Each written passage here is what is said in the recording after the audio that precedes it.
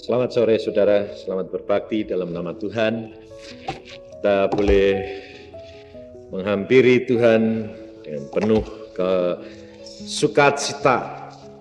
Kalau saudara sudah mendengar akan kesaksian demi kesaksian yang sudah disampaikan oleh saudara-saudara seiman kami, Samudi, Ron, Yoni, saudara, hari ini tadi siang saya bertemu dengan seorang anak Tuhan, hamba anak Tuhan yang baru bertobat juga beberapa bulan,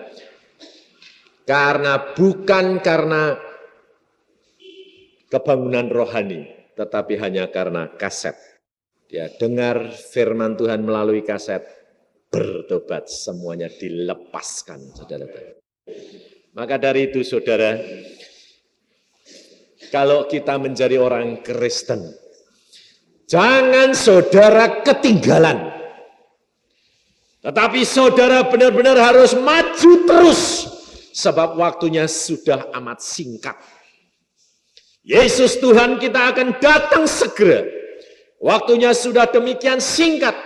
Maka dari itu cepat, jangan enak-enak.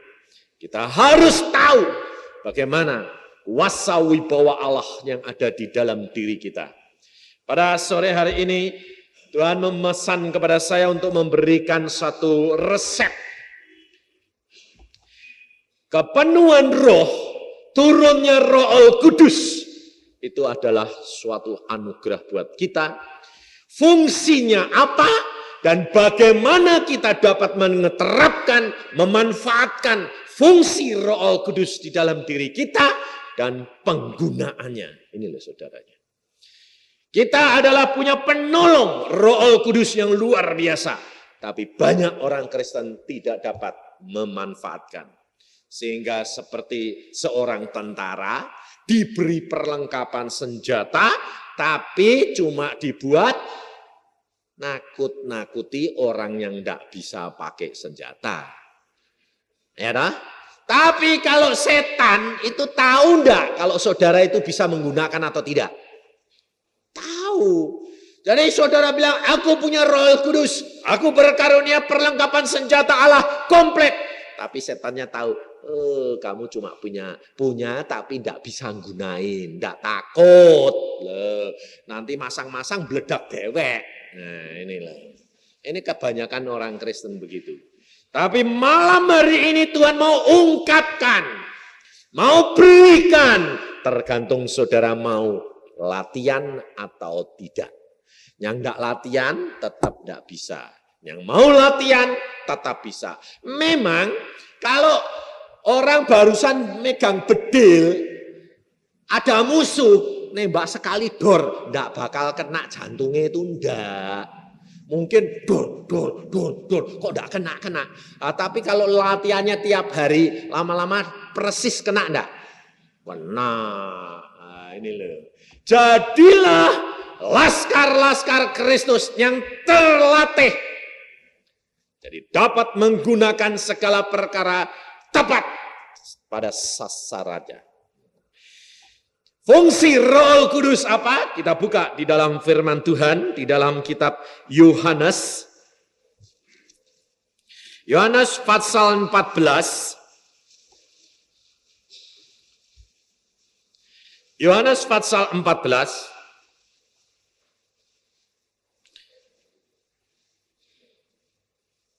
Ayat 26.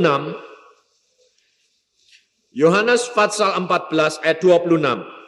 Tetapi penghibur, yaitu Roh Kudus, yang akan diutus oleh Bapa dalam namaku, dialah yang akan mengajarkan ke segala sesuatu kepadamu.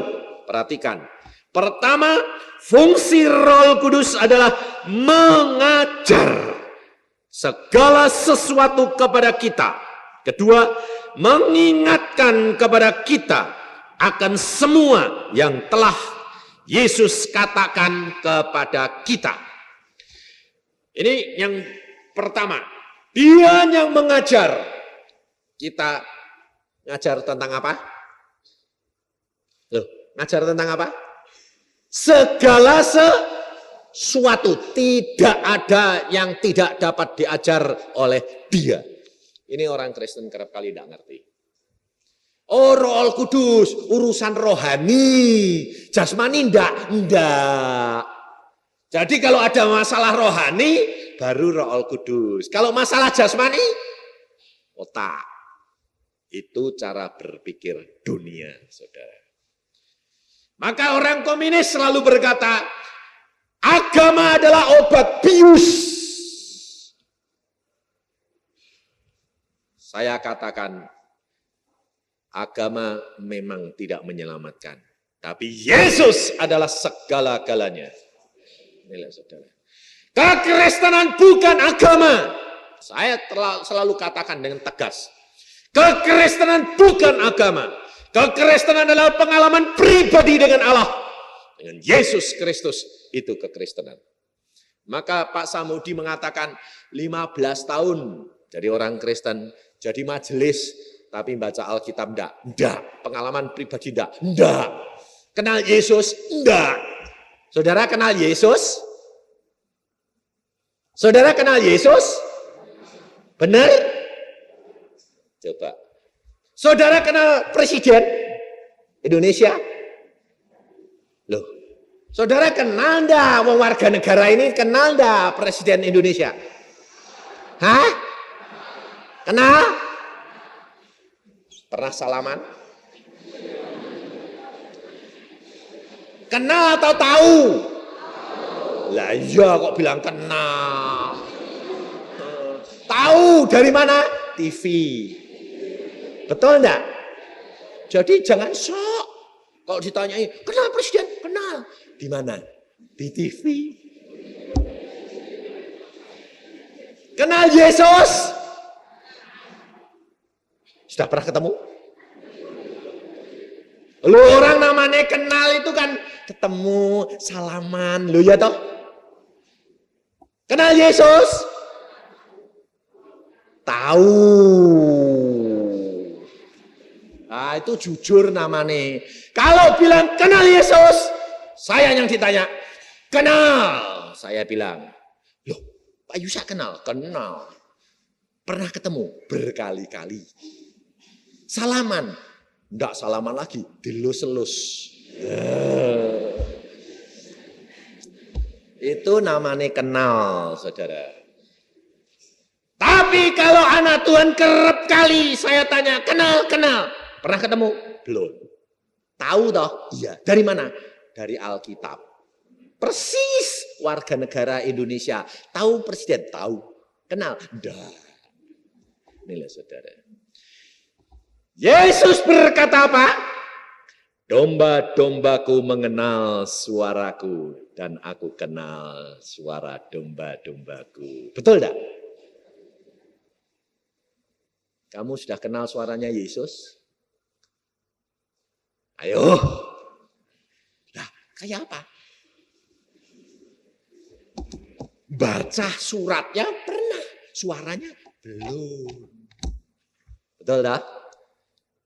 Kalau saya tanya, suaranya Yesus kayak apa? Enggak tahu.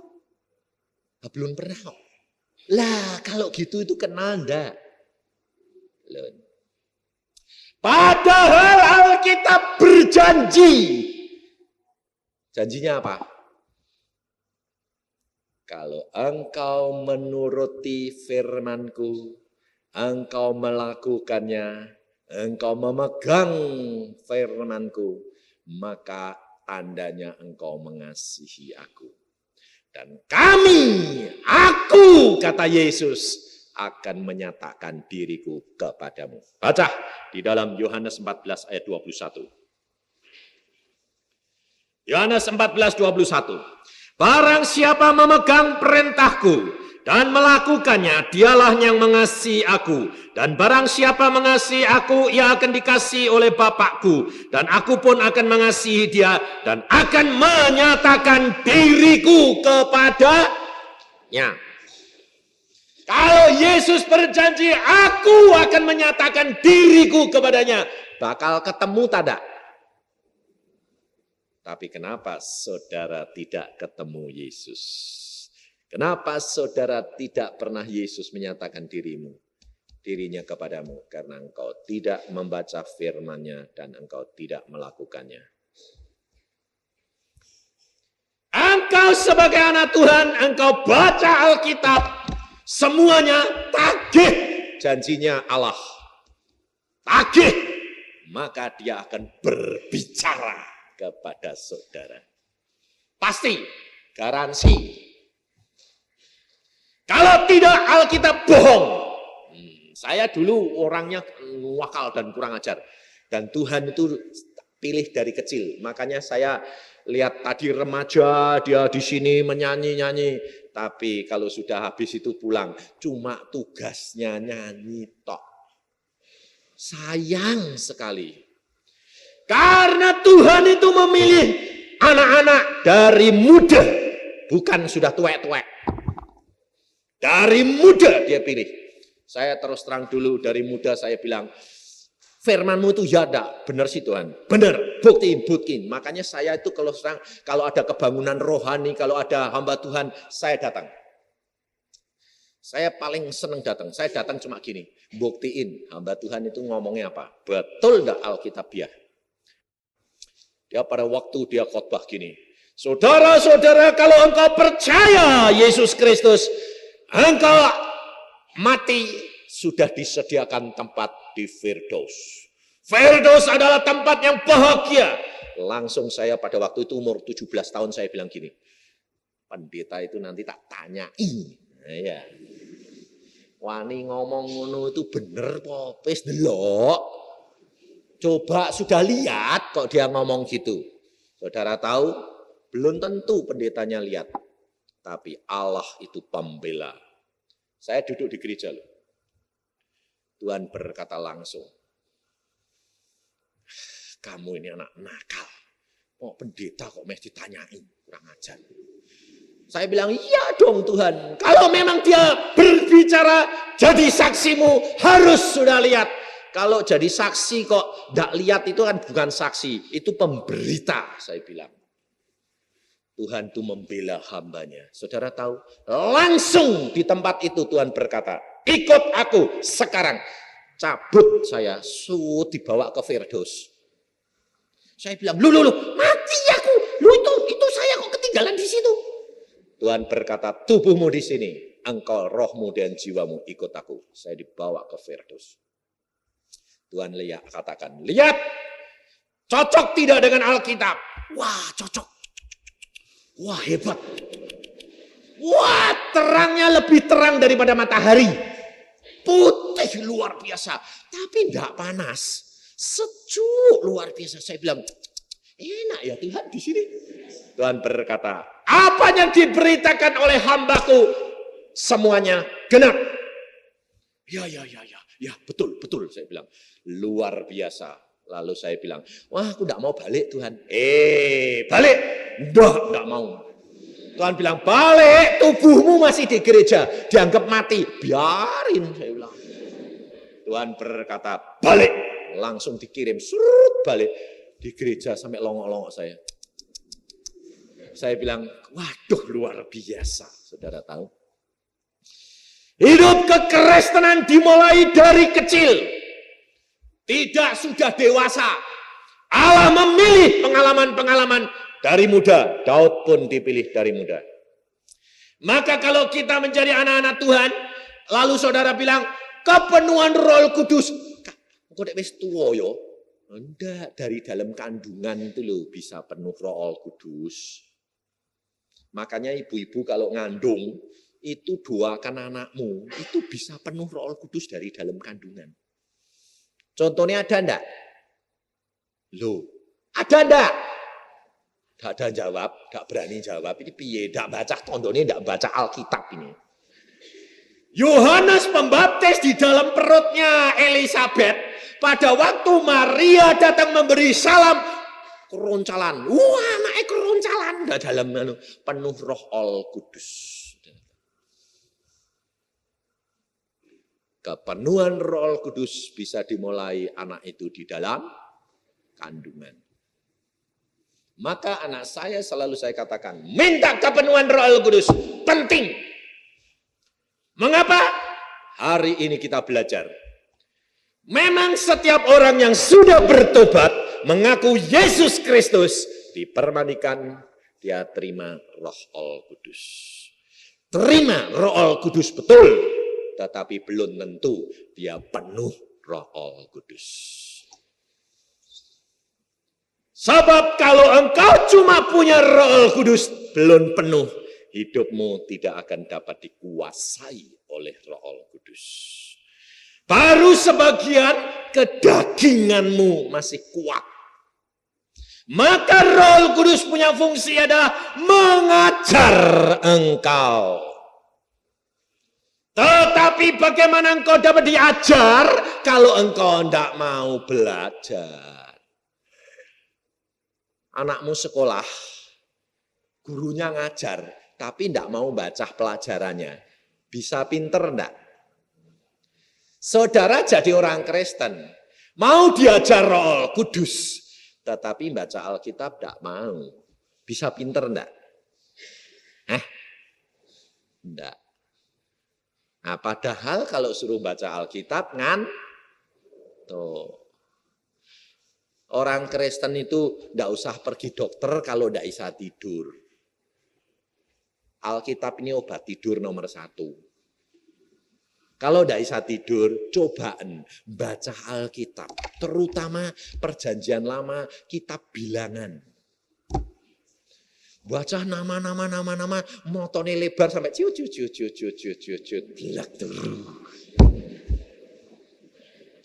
Mesti tertidur. Ya toh? Jujur, ya enggak? Kalau baca novel, baca silat, semalam suntuh enggak tidur. Tapi baca Alkitab, baru 5 menit, matanya sudah nutup. Obat tidur nomor 1 Alkitab. Bagi orang yang belum dikuasai Roh Al-Kudus. Tapi kalau orang itu sudah penuh dengan kekuasaan Roh Al-Kudus, suratnya Yesus adalah surat cinta. Surat cinta itu mana ada? Surat cinta yang surat cinta masih mulus, tidak pernah dipegang, itu ada enggak?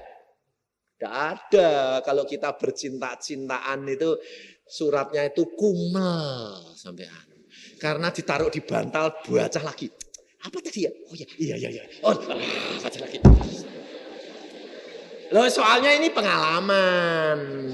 Saya pacaran itu 13 tahun, katok. Suratnya sampai tak bendel semuanya. Ini loh buktinya itu istrinya Samhudi itu temen sekos sama istri saya. Setiap minggu dia di Surabaya, saya di Jogja. Saya sekolah kedokteran gigi di Jogja, istri saya sekolah SGKP di Surabaya. Setiap minggu 2 kali suratnya mesti terima. Mesti gitu. Baca mesti. Belum tamat baca sepisan, kadang-kadang taruh bantal sih. Nanti bangun-bangun bacanya itu surat cinta. Ini suratnya siapa toh? Yesus. Kamu pacarnya Yesus enggak? Sudah jadi mempelai belum? Hah? Belum? Oh, belum kawin sama Yesus kok. Nanti kawin itu nanti. Sekarang ini pacar, tapi suruh baca suratnya pacar apa itu? Aku kalau punya pacar gitu tak out. Nanti kalau saudara tahu kalau Yesus datang, Yesus tanya, engkau sudah membaca suratku? Engkau sudah lakukan pesananku? Belum sempat Tuhan. Pacar apa itu? Tak tinggal. Lah kapok nanti. Saudara harus tahu Roh Kudus diberikan saat ini adalah zaman anugerah. Engkau gunakan. Dia mengajar kamu dalam segala hal. Dan engkau belajar baca firman Tuhan. Karena di dalam fungsi Roh Kudus yang kedua, dia mengingatkan apa yang Yesus sudah pernah katakan. Firman Allah adalah firman yang hidup. Kalau engkau nanti menghadapi kesulitan, engkau berdoa, firman itu muncul kembali. Dan kalau firman itu muncul, itu rema. Itu firman Allah untuk engkau. Dan engkau pegang, engkau jalankan, engkau akan keluar dari masalahmu. Kita harus mempraktekkan apa yang Roh Kudus katakan. Karena fungsinya dia mengajar. Dia mengajar kepadamu dan mengingatkan kepadamu. Sehingga kita dapat melakukan kehendak daripada Allah kita. Tetapi saudara tahu, roh ini harus tambah lama, tambah besar. Sehingga menguasai engkau sepenuhnya. Kalau engkau sudah dikuasai penuh, maka karunia-karunia roh menyertai engkau. Setelah karunia-karunia roh menyertai engkau, engkau hidup di dalam kepenuhan roh, penguasaan roh, maka buah roh akan keluar dengan sendirinya. Coba kita baca buah roh di dalam Galatia 5 pasal 5 ayat 22.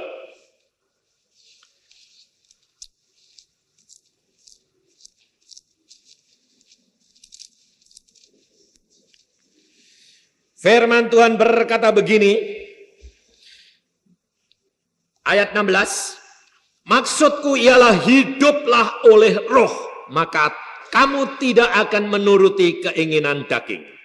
Sebab keinginan daging berlawanan dengan keinginan roh, dan keinginan roh berlawanan dengan keinginan daging. Karena keduanya bertentangan, sehingga kamu setiap kali tidak melakukan apa yang kamu kehendaki. Akan tetapi jikalau kamu memberi dirimu dipimpin oleh roh, maka kamu tidak hidup di bawah hukum Taurat. Kamu tidak hidup di bawah hukum Taurat. Ada satu kemerdekaan hidup di bawah pimpinan Roh Al-Kudus. Kita tidak akan takut apapun juga. Karena roh menguasai segala perkara. Ada seorang anak Tuhan yang baru bertobat. Dia juga dari kuasa gelap. Dia di sana, dia seorang pengusaha besar. Pengusaha besar, tidak kecil-kecilan. Karena usahanya itu kalau dia minta kredit, 4-5 miliar. Tapi dia punya patung yang disembah sak kamar. Setiap patung disembah terus. Dia punya kuasa. Kuasanya apa? Nyomoti jiwane orang. Kalau orang itu utang, tidak bayar, dia malam jam 12 sembahyang, roy dia pergi, jiwane orang itu dicomot, diajar, bayar utangmu, bayar utangmu, bayar utangmu, sampai orang itu kapok bayar. Dan dia bilang apa? Ternyata orang Kristen tak comoti jiwane. Kenapa? Nah, utang tidak bayar kok. Aku bilang, loh dek orang Kristen utang tidak bayar itu bukan orang Kristen. Pantesan jiwane sambok comot. Maka dari itu saudara, kalau engkau menjadi orang Kristen, engkau tidak melakukan firman, engkau mudah dipermainkan karena tidak punya kuasa. Tetapi pada satu saat, dia ketemu seorang. Orang ini penginjil dan dia dapat hikmat dari Tuhan. Dia dapat marifat. Lalu orang ini bilang sama pedagang besar ini, saudara di dalam hidup di dalam kekotoran. Wah, marah dia. Apa? Saya hidup dalam kotor. Saudara tahu, orang Kristen itu loh, tidak menang bersihnya sama saya. Saya tidak main perempuan. Saya berpuasa, mutih, tidak makan daging, tidak makan yang tidak benar.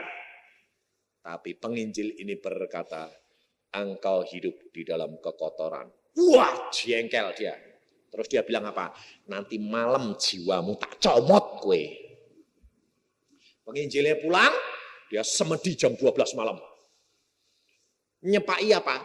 Nyepai stoples.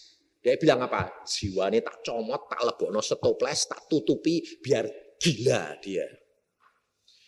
Lalu malam dia sembayang, Roy pergi nyomot jiwane penginjil. Dia nyomot, dia yang geblak. Penginjilnya tetap tidur. Dia bilang, ini orang kok punya ilmu lebih tinggi.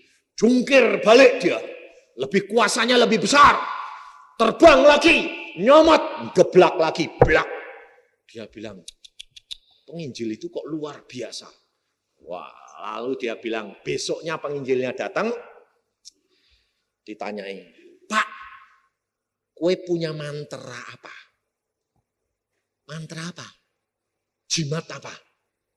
Jimat apa? Karena ternyata kamu punya kuasa lebih daripada saya. Engkau dibungkus oleh kuasa yang tidak dapat ditembus. Oh, langsung dia ingat. Oh, aku punya jimat. Apa jimatnya? Alkitab. Lalu dia bilang, oh Alkitab, aku ya punya Alkitab. Tapi bukan, enggak pernah tak baca. Kalau kamu mau baca Alkitab. Lalu dia mulai baca karena apa? Penasaran. Apa toh rahasia nih? Baca.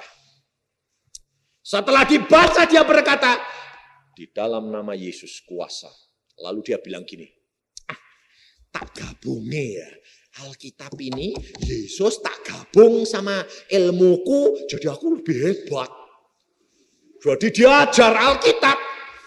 Wah, diajar sampai tiap malam dibelajari terus. Gurunya tahu. Dia dipanggil sama gurunya. Kamu masuk Kristen? Ya Pak, enggak masuk Pak. Loh, lah kamu kok baca Alkitab? Tak mau tak gabung. Biar ilmuku jempolan. Wong aku nyomot jiwane orang Kristen enggak bisa kok. Penginjil loh. Gurunya berkata, tidak boleh. Engkau pilih turut aku atau Kristen. Loh Pak, digabung aja, hebat. Tidak bisa. Dia bisa begini, oh kalau gitu guruku ini kalah sama Yesus. Lalu dia bilang, Pak, kalau gitu Bapak kalah sama Yesus. Itu bukan soal. Pilih. Kalau tidak, kamu tak bunuh. Dia berkata, aku pilih Yesus. Dia pulang, saudara tahu, diserang sama gurunya, mau dibunuh sama gurunya.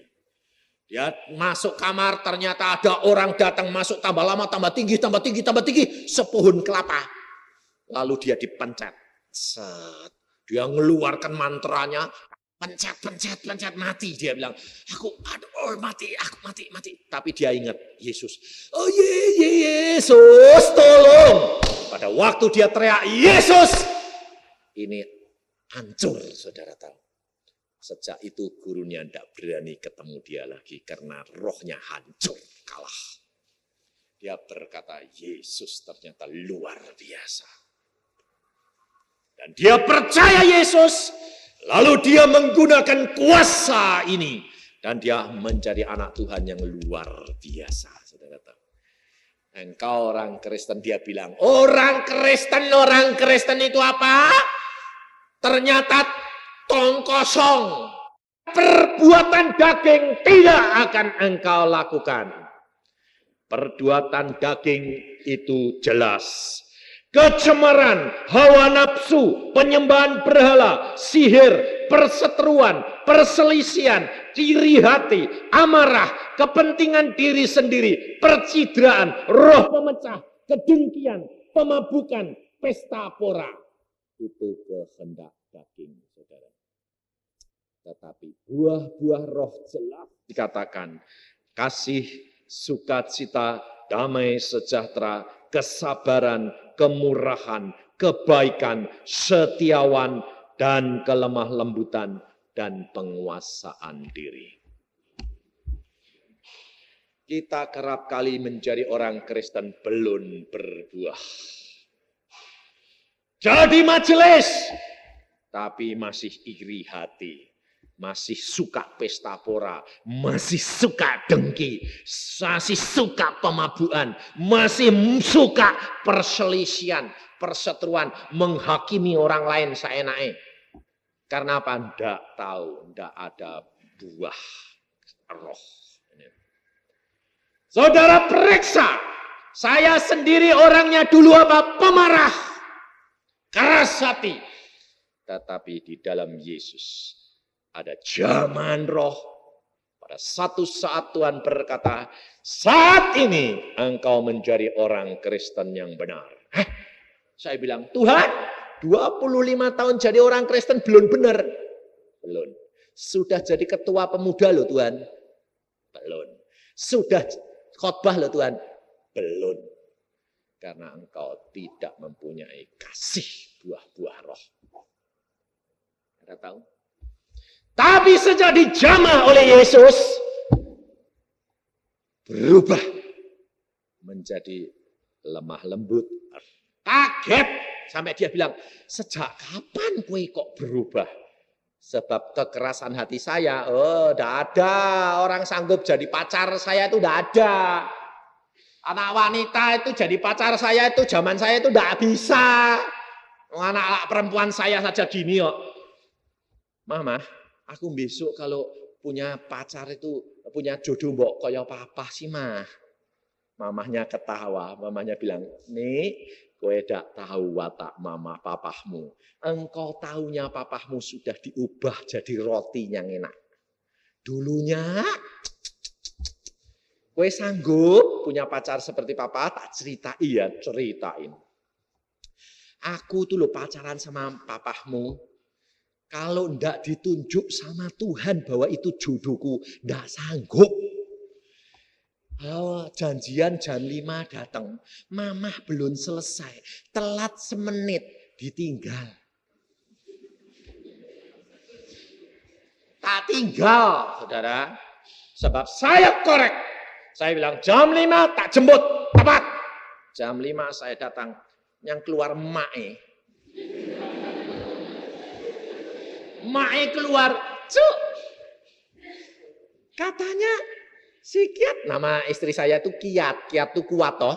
Orang Jawa kan kuat, Kiat. Ya namanya Kiat. Aku bilang, si Kiat bilang tunggu sebentar. Belum selesai mak. Belum. Semenit lagi. Bilang ya mak, ditinggal. Lu jangan dong cuk. Tidak ada jangan. Terlambat. Tinggal surga tutup. Saudara tahu? Lalu wong pacar. Lah, lulus SMP itu sudah jadi pacar saya. Oh, tapi lulus SMP zaman saya ini itu lain loh, zaman dulu. Zaman saya lulus SMP itu umur 17. SMP zaman sekarang itu kan kecil-kecil. Saya zaman itu sudah zaman perang, enggak sekolah. Jadi SMP itu umur 17 wis untuk pacaran. Anak SMP saiki gak boleh loh. Tapi pada pacaran. Nah ini, wah. Lalu waktu pesta lulus kan biasa. Ya pesta lulus itu kan polones barang toh. Ya biasa itu. Setengah polones saya sudah bosen. Dia polones sama orang lain, saya polones sama orang lain, saya bilang, aku sudah bosen mau pulang ah. Terus pacar saya jawil, pulang. Lalu dia bilang apa? Wong lagune kurang sedikit, biar selesai dulu. Saya ndak komentar. Saya ngambil sepatu, pakai kaos kaki, pakai sepatu, saya turun dari loteng. Pacar saya lihat, aku ditinggal ini.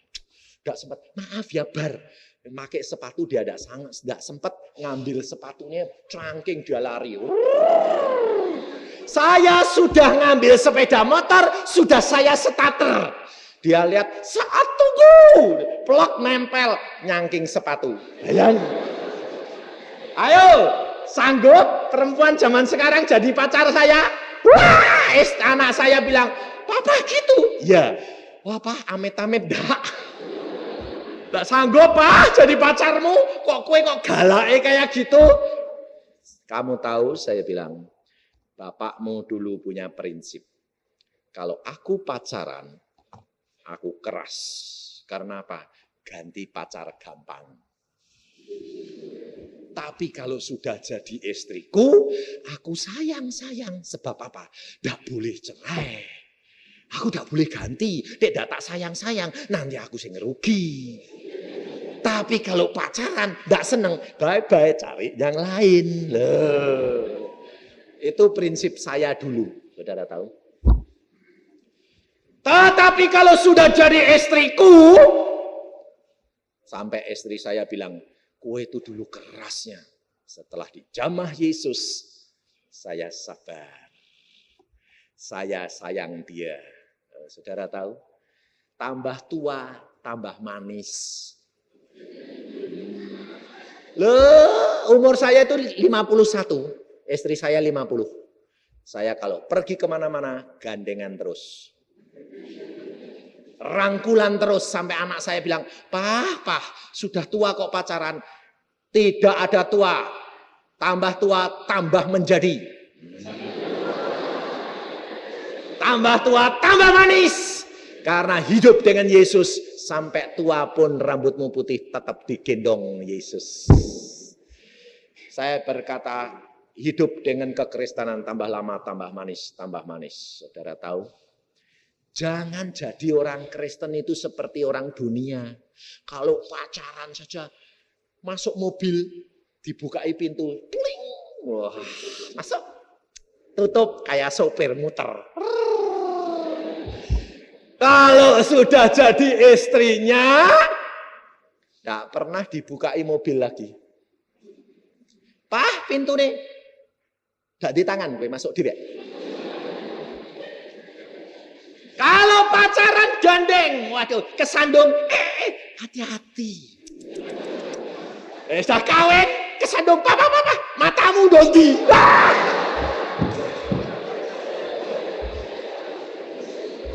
Loh, ini fakta loh, saya ngomong betul enggak? Ini loh saudara. Enggak munafik orang Kristen itu. Sekarang kalau istri saya kesandung, dia jatuh, tak rangkul tambahan. Sampai istri saya bilang, wis lho diketawai wong ben, bojoku dhewek kok. Timbang ngerangkul bojone orang, aku bojoku dhewek kok. Saya bilang, ini loh saudara. Hidup kekristenan itu hidup fakta, saudara. Maka anak saya berkata, kalau hidup dengan Yesus itu luar biasa. Ya. Sebab Yesus yang menggandeng engkau kanan dan kiri. Mempersatukan dua sifat susah luar biasa. Tetapi kalau Yesus yang menggandeng, ada pengertian yang abadi. Luar biasa Allah kita itu. Maka dari itu engkau praktekkan. Fungsi daripada Roh Kudus adalah engkau harus hidup kepenuhan. Supaya engkau tetap digandeng dia hidup di dalam roh. Kehendak daging akan tidak dilakukan karena dikuasai oleh roh. Dan saudara harus perhatikan. Kalau Roh Kudus sudah masuk, dia akan menuntun. Di dalam Yohanes 16 ayat 13 yang saya sudah kutip tadi pagi. Yohanes 16 ayat 13. Tetapi apabila ia datang, yaitu roh kebenaran, ia akan memimpin kamu ke dalam seluruh kebenaran. Dia memimpin engkau dalam seluruh kebenaran. Bagaimana dia cara memimpin? Ada 4 sifat yang harus kita kerjakan. Di dalam diri sifatnya Tuhan Yesus. Injil Matius, Markus, Lukas, Yohanes menggambarkan 4 sifat daripada Yesus Kristus. sebagai raja, sebagai hamba, sebagai manusia, dan sebagai Allah. Kita harus tahu kalau Roh Kudus ada di dalam diri kita, kita harus tahu bagaimana kita harus menggunakan tubuh ini menjadi bait Allah yang kudus. Sebab Roh Kudus namanya saja sudah Roh Kudus. Kalau engkau tidak hidup di dalam kesucian dan kekudusan, roh ini akan meninggalkan engkau. Engkau tidak dapat menggunakan kuasanya dia kembali. Bagaimana dia mengajar engkau bertindak di dalam kebenaran? Saudara tahu saat-saatnya harus tepat. Minta hikmat daripada Allah untuk mengerti kehendak daripada Allah. Pada waktu kita menghadapi kesulitan, pada waktu kita menghadapi seseorang, kita harus tahu, harus bertindak melalui apa. Contohnya, ada seorang ini kerasukan setan. Lah, saudara itu sebagai anak Tuhan harus menghadapinya bagaimana? Dilayani. Layani, ini kasihan orang ini dirasuk setan, kamu malah digraut setan nanti. Pada waktu engkau menghadapi dia dirasuk setan, engkau bertindak sebagai anak Allah. Kuasa Allah ada. Engkau berkata, Tuhan, aku bertindak atas namamu. Dalam nama Yesus, keluar setan. Bertindak sebagai raja. Memerintahkan bawahannya. Setelah setannya keluar, engkau bertindak sebagai hamba melayani. Loh, dilayani. Bagaimana? Lemes aku ya, yuk.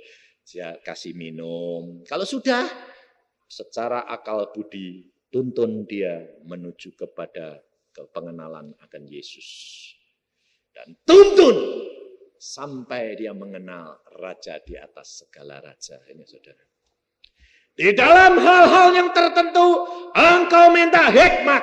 Caranya bagaimana menggunakan kedudukanmu sebagai anak Allah. Jadi saudara tidak usah takut. Menghadapi apa tidak usah takut. Rumah kami itu sebelakangnya itu kampung. Pada waktu belum ada penjahat didor, belakang kami itu pencoleng semua isinya. Model kayak Yoni. Tukang jambret, tukang peres. Satu saat 10 orang bawa pedang, habis mabuk-mabukan, dobrak pintu hek saya, pintu depan saya ditendangi, mau meres. Jam 3 siang saya dibangunkan anak saya. Papa. Saya bilang, ada apa? Pak, pemuda-pemuda bawa pedang, mau masuk. Saya bilang, nak, engkau kan anak Tuhan, kenapa engkau takut? Tak, itu kayak gitu Pak. Kamu punya kuasa, jangan takut. Saya lihat cara papa bertindak. Saya berkata, dalam nama Yesus aku bertindak. Tak buka pintunya. Pintu tak buka, pedang itu diginiin. Saya mau disabet pedang. Saya ketawa. Kamu cari siapa? Pedang itu di atas gini terus. Kaku orangnya. Kamu orang-orang yang tidak benar. Saya tahu di dalam kamu ada roh jahat. Keluar! Saya bilang. Satu demi satu keluar. Plus. Siapa pemimpinnya? Saya Pak. Apa kamu mau? Mau minta duit? Tidak caranya begitu. Duduk.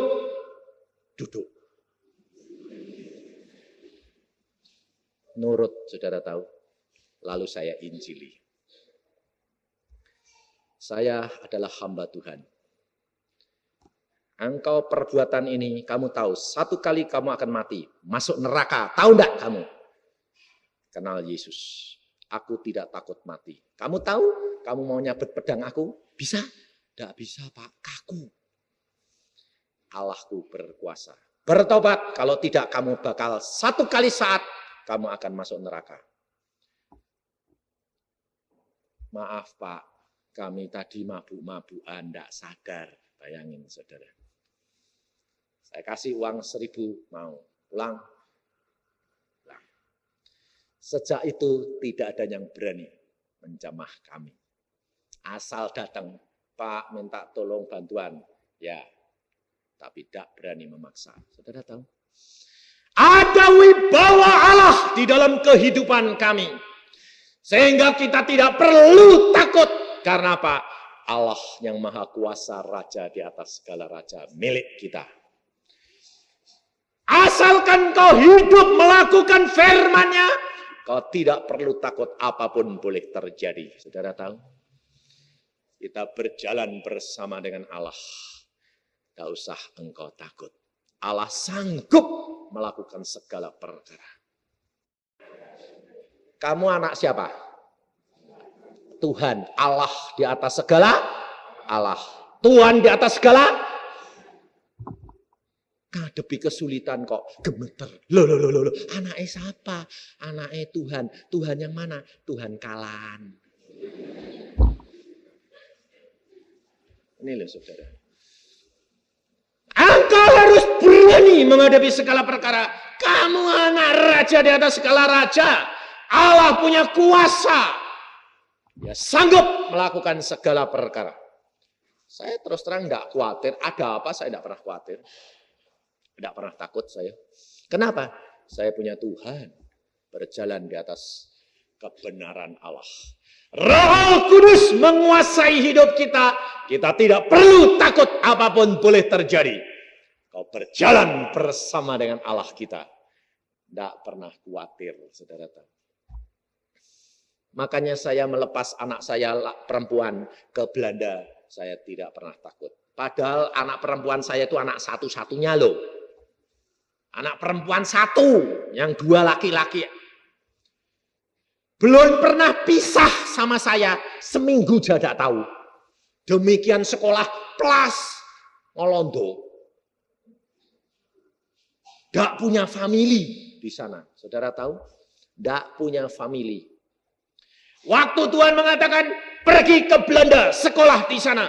Saya bilang, Tuhan, tidak punya family. Aku bapaknya yang akan memelihara dia. Tuhan, anakku tidak bisa Belanda. Aku akan ngajar anakmu bahasa Belanda. Wah, repot ini Tuhan. Lalu saya bilang, Tuhan, aku belum minta paspor. Minta, aku buka jalan. Tuhan, tiketnya pesawat ini penuh musim libur. Aku berikan kamu tempat. Wah, sudah tidak bisa bantah saya. Ya, saya bilang.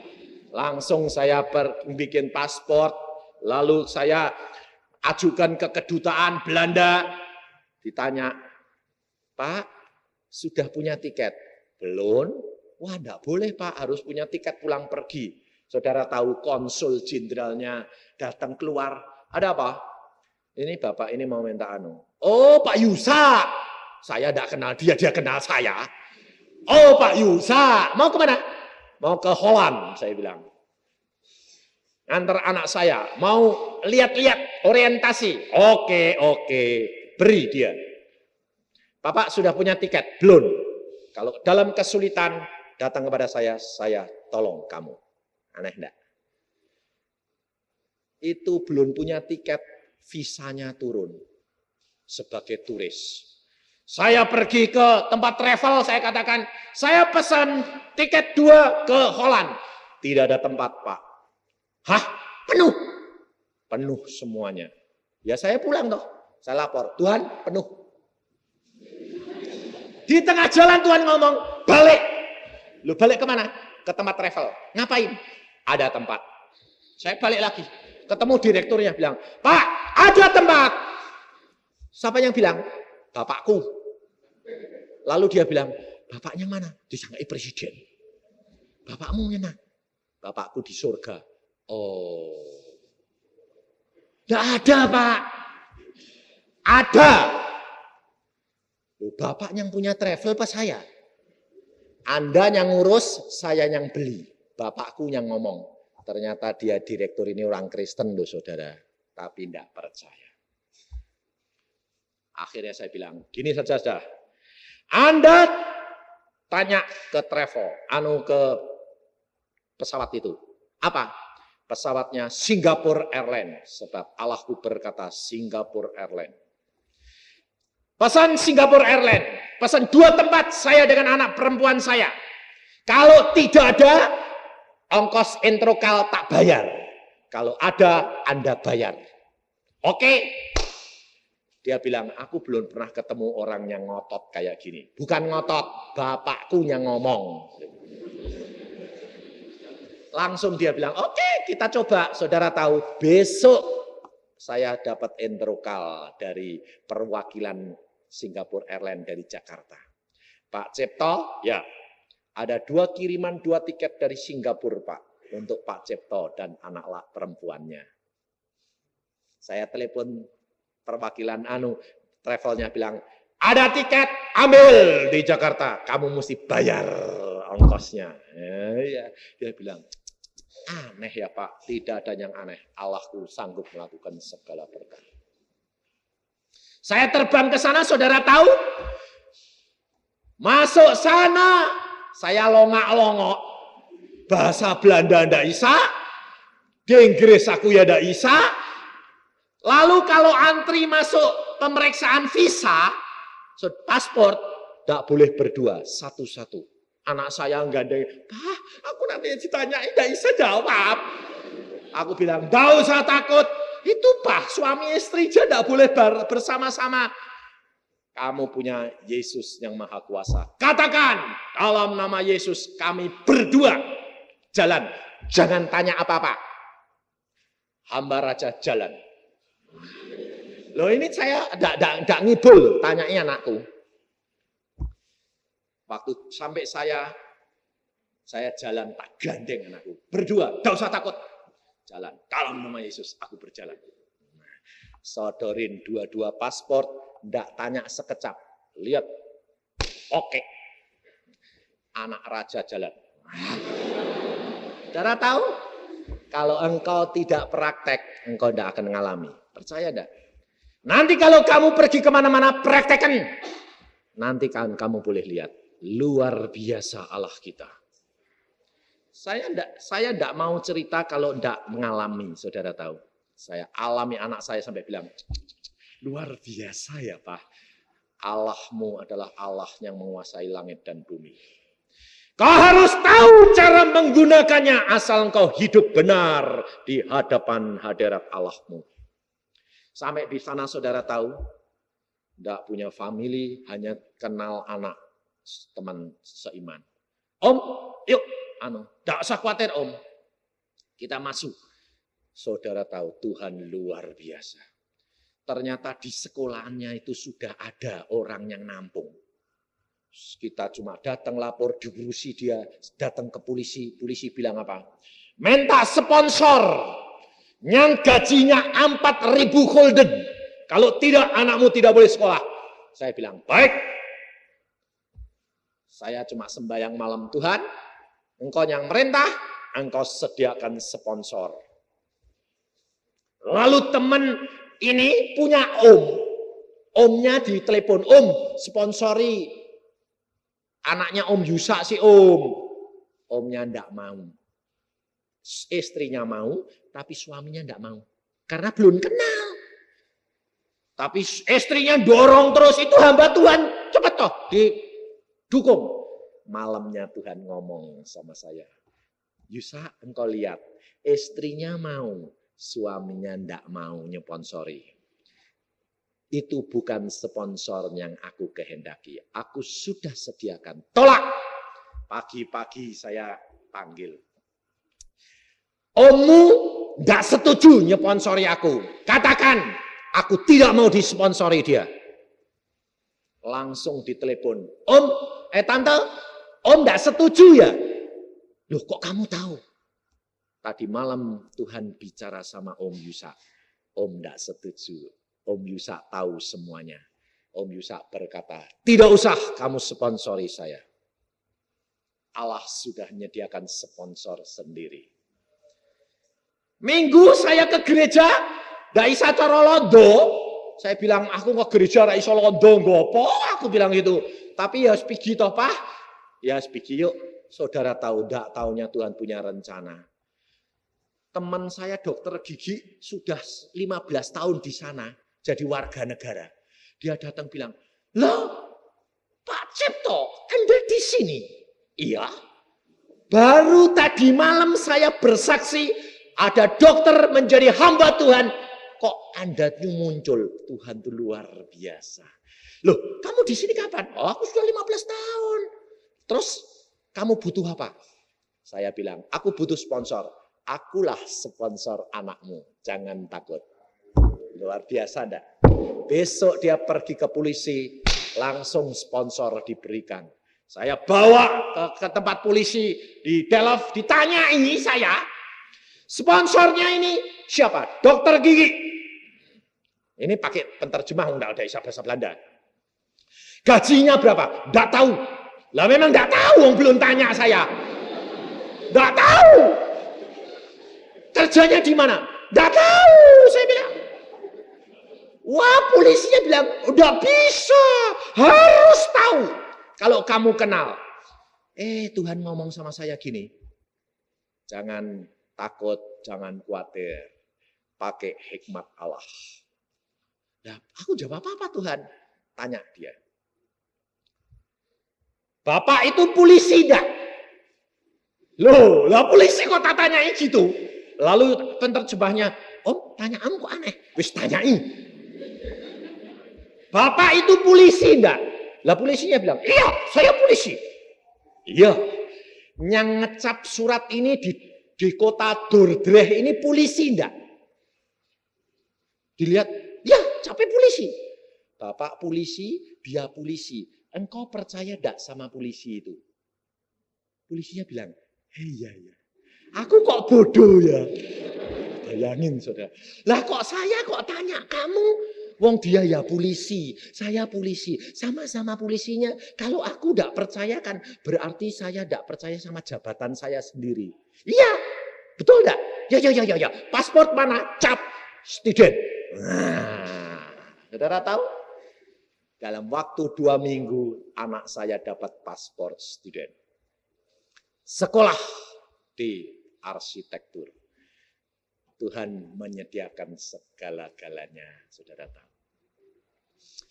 Tidak perlu takut, tidak perlu khawatir.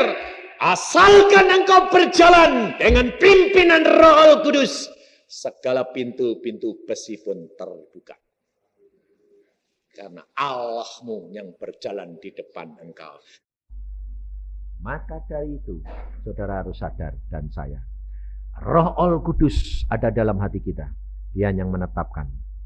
Kau tidak dapat berbuat apa-apa tanpa dia. Karena saudara sudah mengambil satu keputusan. Ada perjanjian dengan Allah. Engkau sudah menyerahkan dirimu. Dan engkau sudah dibaptiskan. Dan ada perjanjian antara engkau dan Allah.